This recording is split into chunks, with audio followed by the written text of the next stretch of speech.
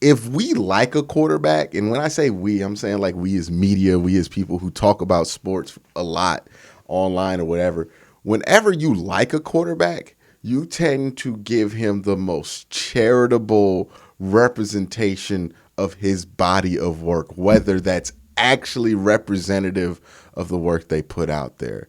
And the fact is that yes, Tua's numbers look gaudy, and on a spreadsheet they're deadly. But if you watch the game,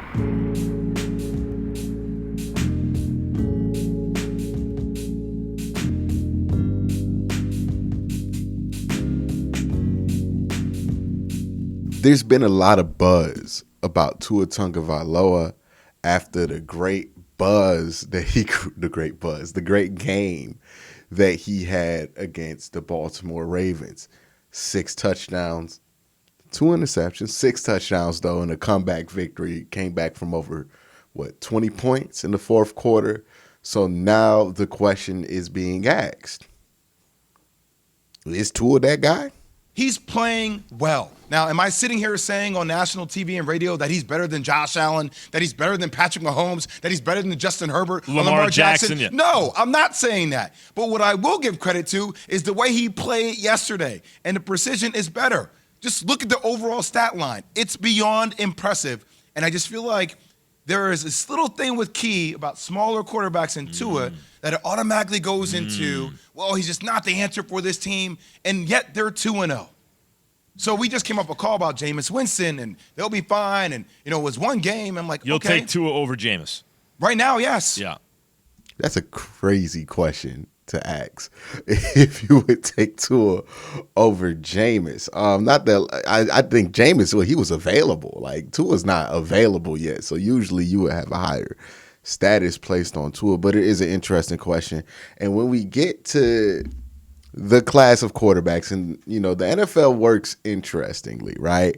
Because there are the elite guys who everybody wants, the Josh Allens, the Lamar Jacksons, the Joe Burrows, right? Like, those are, the Patrick Mahomes, obviously, Aaron Rodgers, Tom Brady, like the elite. Everybody wants one of those guys. Then you have the tier below it, which I think is franchise, right? Like, really good quarterbacks who you feel like you have a chance every year to make the playoffs with, just because they're on your roster, right?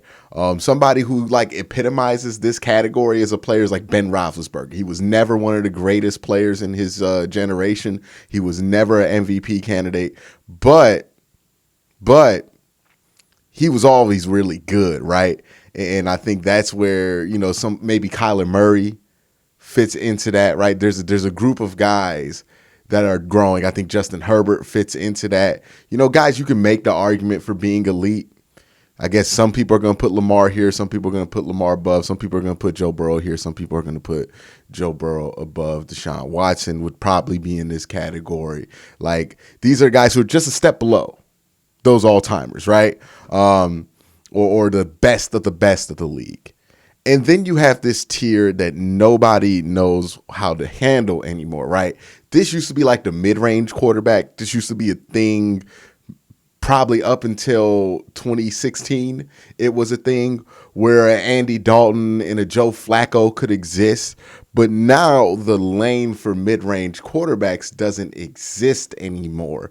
And the reason it doesn't exist is because the NFL, as it's become a bigger business, as it's become more and more cutthroat about just winning the most football games possible and what you could do to be a Super Bowl contender instead of just being good, it's castrated that middle class kind of a quarterback where teams really aren't interested in a guy that you can be okay with, right?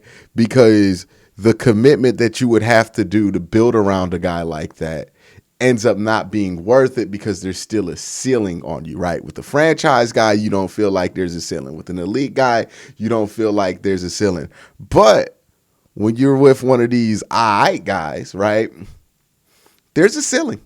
Things got to go right? Derek Carr, he's lived in this area for his whole career, and you see the lack of success that the Raiders have had relative to having a quarterback that's been there since 2014. right? Normally, when you have a quarterback that's been there for, 6, 7 years, you have something to show for it. But they don't really have anything to show for it. And this is where Tua falls in. This is where Jalen Hurts falls in. And this is where things get tricky because Tua can play well. You can win with Tua, but you're going to be limited with Tua, right? There are just things that Tua is not going to be good enough to do. Because, yes, this was nice. He put up a lot of stats, 469 yards, 6 touchdowns, 2 interceptions. I don't think anybody's doubting that this was a nice game and that he could be a quarterback that you can make the playoffs with. Absolutely. I don't think anybody's doubting that. But there's a question that needs to be asked is, if you're in the playoffs and you're going up against Patrick Mahomes and Tua's your quarterback, do you feel good about that? I wouldn't. You know, if you're in the playoffs and you're going up against Justin Herbert, if you're in the playoffs and you're going up against Josh Allen, if you're in the playoffs and you're playing one of these elite quarterbacks, which, hey, if you're in the AFC, you're going to play, do you feel good about Tua? I'm not even going to throw in the whole cold weather stuff, right? Because that's situational to whatever city or that game takes place in. But that's something to be noted, man. And that's what makes this class of quarterbacks disappear, right? Either you're good enough to be franchised these days or you're straight to the bench, right? After your rookie deal, that's really the only lane, right? Either you show that you're a franchise quarterback and they commit to you long term, or you show that you're not and they move on, right? Because people learn their lessons from Andy Dalton and Joe Flacco and Jared Goff and Carson Wentz, right? Guys that they got those old traditional contracts. You can even say a guy like Matt Stafford, right? Who did get a Super Bowl once he was on a superior roster. But prior to that, in the bulk of his career, he spent in Detroit, didn't have anything to show for it, right? I think eventually the Raiders are going to go to this where it's like, yeah, our quarterback's good, but what do we have to show for it? He's not terrible. We've had worse, but means nothing right now, right? Means nothing because either you're trying to win the Super Bowl these days or you're trying to get the first pick of the draft. There's not a lot of room for 8-8. Well, it's not 8-8 anymore. 8-9 or 9-8, right? There's not a lot of room for mediocre anymore. It's either exceptional or exceptionally bad. And a quarterback that's ain't going to do nothing for you either way. They're not going to make you exceptional. They're not going to make you exceptionally bad. So they're in this no man's land. And that's why guys like Baker, right, the second where it felt like the ceiling was on him was clear that, hey, he's a starter, but he's not somebody we feel good about going up against these top tier quarterbacks in the NFL if that's our guy. And that's why Baker got moved on from in Cleveland, right? And that's why a lot of quarterbacks got moved on. Why Jalen Hurts, even though he played very well today, he could end up being moved on from, right? It's that weird, uncanny range of quarterbacks that they exist in that I think is interesting. What is it that I feel about Small? I heard Jay say something about I feel like he and Small, but I didn't hear the rest because it was just background noise. Really, to be honest with you, Tua did a good job. He did a good job. You can't take away when somebody does a good job. You can't take that away from them. But I'm not about to sit up and jump up and down and act as though the Miami Dolphins didn't try and replace him 3 different times. I understand that he had 469 yards. I understand he had 6 touchdowns. I understand he brought them from behind late in the game. But I also understand football, and I know that the Baltimore Ravens didn't do themselves any good by doing some of the things they did late in the game from a defensive standpoint. They blew coverages. On top of that, where was Marlon Humphreys? Was he out on the field? How about Marcus Peters? Was he even on the field? So they let their foot off the gas on defense. Sure. Exactly. You have to know these things. That's more of a Ravens issue than it was a Dolphins victory. This also speaks to another issue of how we talk about quarterback play. If we like a quarterback, and when I say we, I'm saying like we as media, we as people who talk about sports a lot online or whatever, whenever you like a quarterback, you tend to give him the most charitable representation of his body of work, whether that's actually representative of the work they put out there. And the fact is that yes, Tua's numbers look gaudy, and on a spreadsheet they're deadly. But if you watch the game, Ravens weren't making them work that hard for him, right? A lot of Tyreek Hill carrying the load, which is fine if your expectations for Tua aren't of a 500-yard throwing 6-touchdown guy, or if they're just like kept in check. But what happens is that we read these stats, people want to give the most charitable take out there, and then people look at that and they expect Tua to be something he's not. And then that puts him in a hole to where he has to prove that he's something he's not. And then again, this is how careers get shortened, or starting tenures get shortened. And Tua, he's in that area, right, where it's like, I don't know if he's franchise, but I don't know if he's like bad. So I don't know what to do with you. And this is where he's at. Hey, if you want me to, I'm still not going to buy it. Giving the Ravens an extra loss. I understand that you love. Just for context, Key, the two quarterbacks that they tried to replace Tua with, one has won 7 Super Bowls and is considered the greatest quarterback of all time. Doesn't matter. And the other, it does matter. And the other one is Deshaun Watson, who signed the biggest guarantee in NFL history. Doesn't matter. When somebody is trying to replace you, Tyrod Taylor, Key. If somebody's trying to replace you, It's not like it's Teddy Bridgewater. When somebody's trying to replace you, that's because they don't love you. That is exactly what I'm talking about, right? The fact is the Miami Dolphins don't think Tua is a franchise or elite quarterback. They think he's a good quarterback, but they don't think he's franchise or elite.